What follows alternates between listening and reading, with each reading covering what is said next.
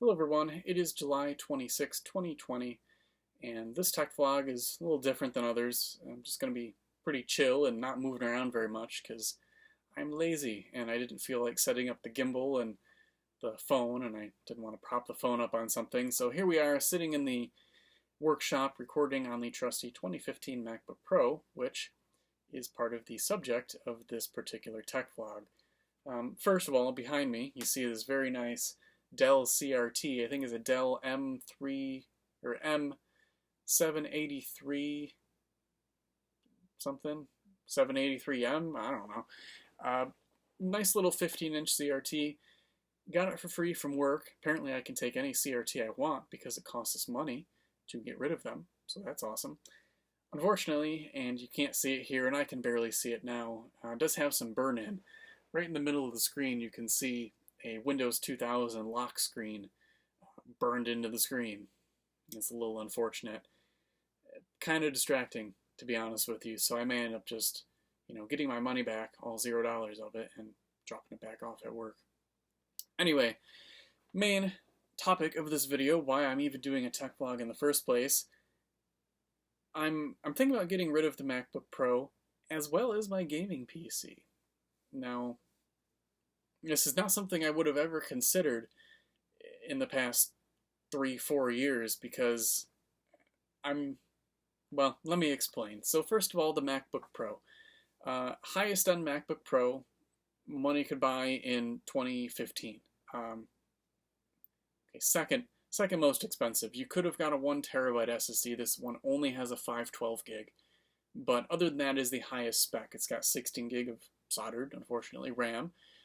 The R9 M370X graphics. It's of course a Retina 15-inch unit.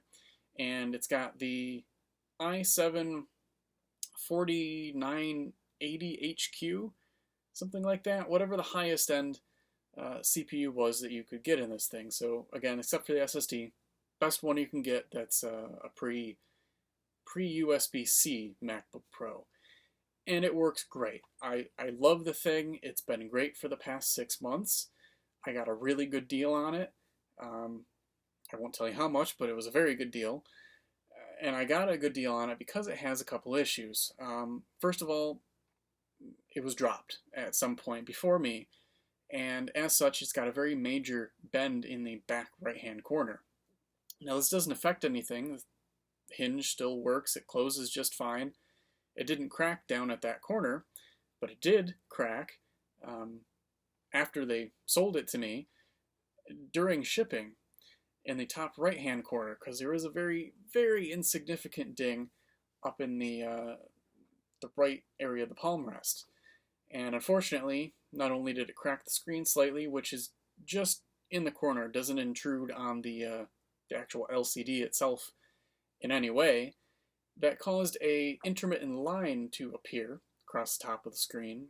And above that line, I don't know what you would call it. I don't know what the term is, but it looks like kind of interlacing, an interlacing effect. It's very faint, and you can only see it sometimes, even when the line is there, which is most of the time.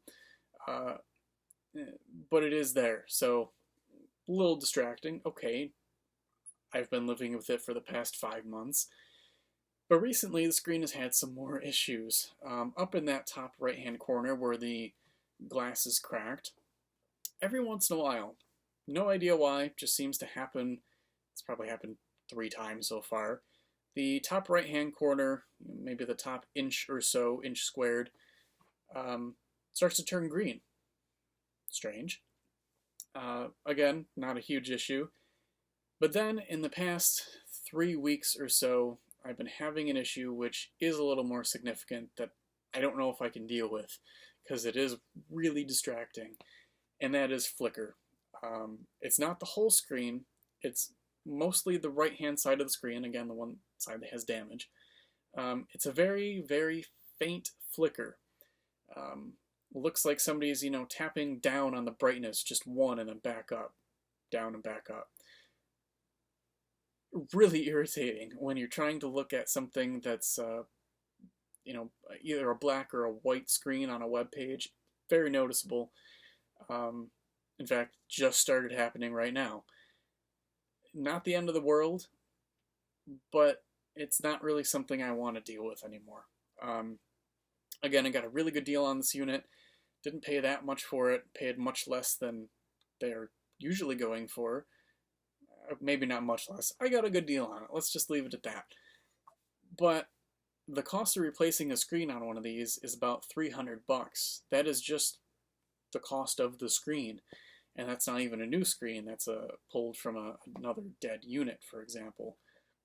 So putting another $300 on top of what I paid for it makes it not really worth my time anymore.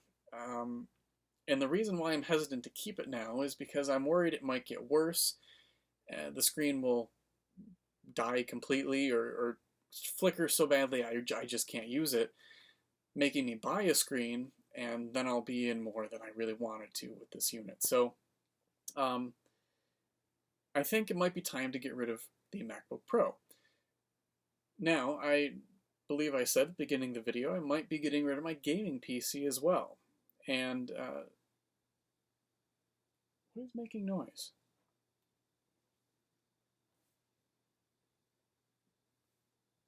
I have no idea what that is.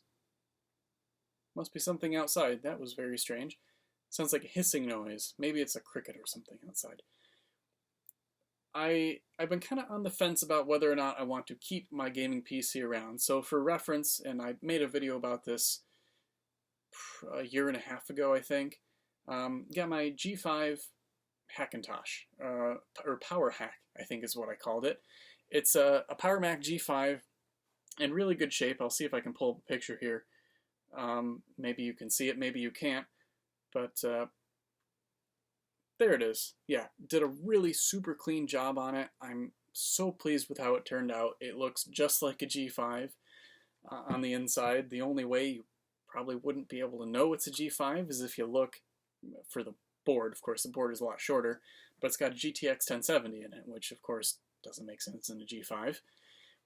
Anyway, did a really good job on that. It's been a rock solid machine for the past almost 2 years, probably a year and a half. But here's the thing, it's big, it's heavy, and it's pretty old hardware. And again, as I just said, it's been very solid, and it does do everything I need it to do, but for how long? Now, as you guys know, I am no stranger to using old, antiquated hardware. There's a CRT behind me, there's a Pentium 3 desktop machine behind me that I've been playing with, and my 2010 iMac that's sitting over here. Well, it's a 2010 iMac. It's pretty old. So the age of things is not really what concerns me. So I guess we go back to the laptop. I think it's time to get myself something different. Again, 2015 MacBook Pro is great shape, other than where it's not in great shape, but it's been working fine for me.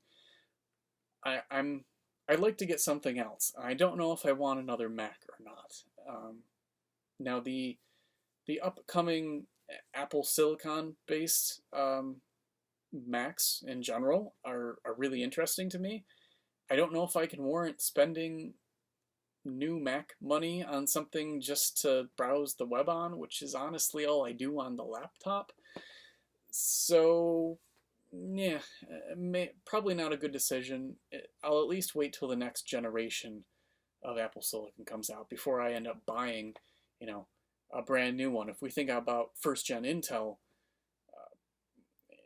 Macs, for example, they're fine, but if we look at the last generation of Intel Macs, with the exception of expandability, a lot has changed and a lot for the better. So,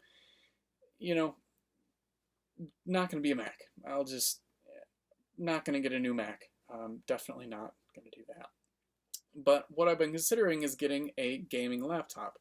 Don't know if I already said that in the beginning, but yeah, gaming laptop. So in the past, if you had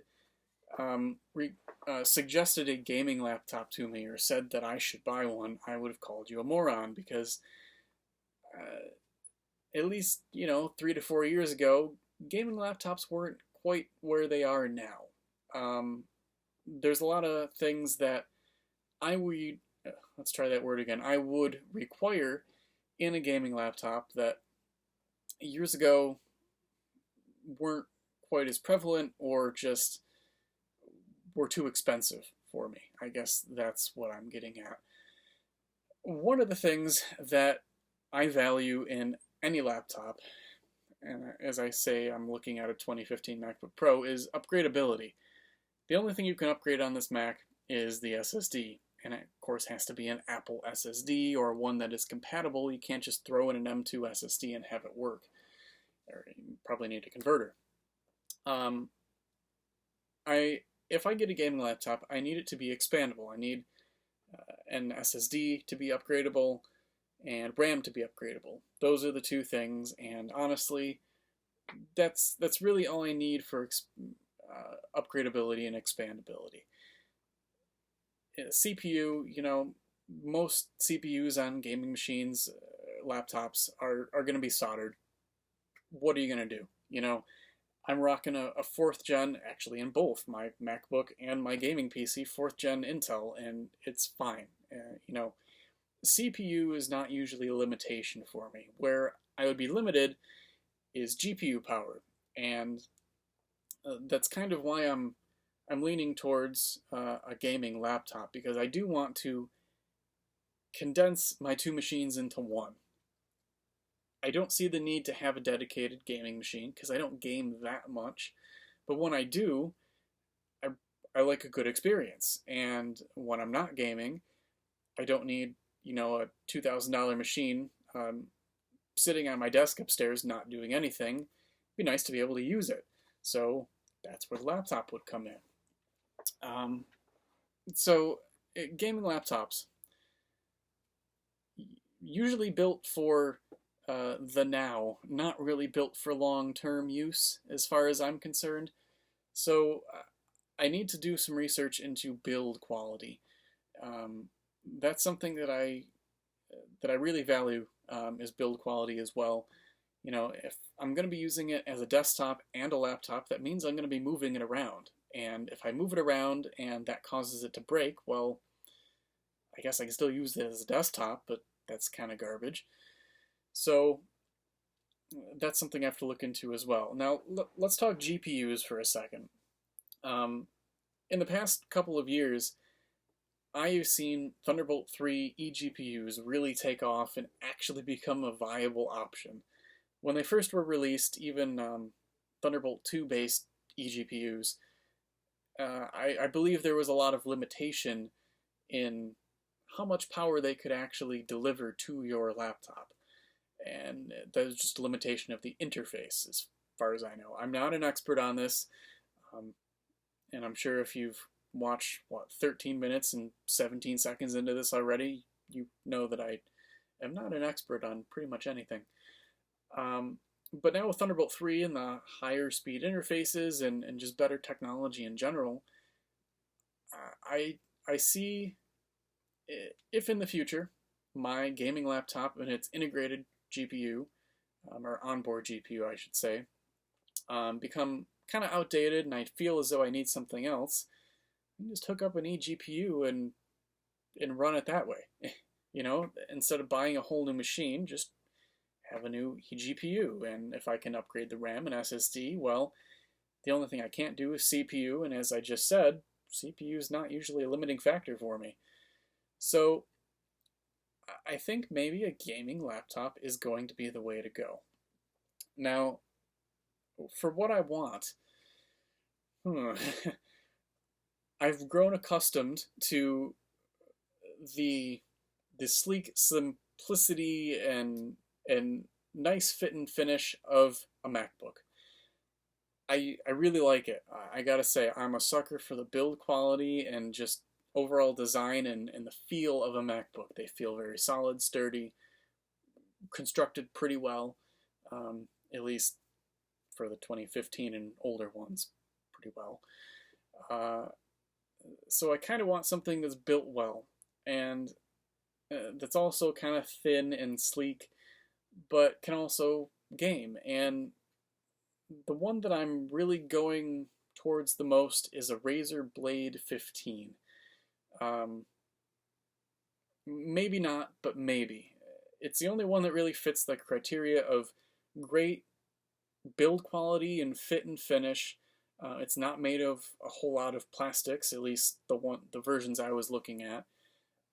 It's obviously designed for gaming, and as far as I've been able to tell, they last pretty long time for, you know, a very thin box that puts out a lot of heat. They're pretty good. And again, I'm going to do some more research on this, but Razer Blade 15 seems to be the way to go. Now, the Razer Blade 15 base comes with, at least the model I was looking at, a 1660 Ti. And I've been rocking a 1070 Superclock desktop version in my gaming PC for maybe 4 years now. It's been a long time, and it still holds up to everything that I need to do. I'll have to do some research, but I feel like a 1660 will be perfectly adequate for the next 3 years or so. And as I said, at that point I'll either buy an eGPU or I will get a whole new laptop completely, maybe. We'll see where it goes. But, you know, a Razer Blade 15, looking pretty good. If I can find one, maybe with less RAM and less SSD, and then upgrade it myself, that might be an option, so I can find something cheaper. But yeah, those are my thoughts. So if you made it 16 and 3/4 minutes into this video, feel free to write down below what some of your thoughts are. What you think I should get, if you have any experience with any of this.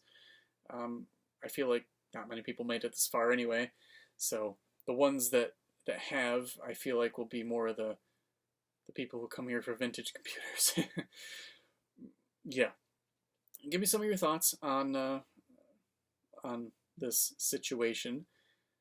There is that noise again. That is very strange.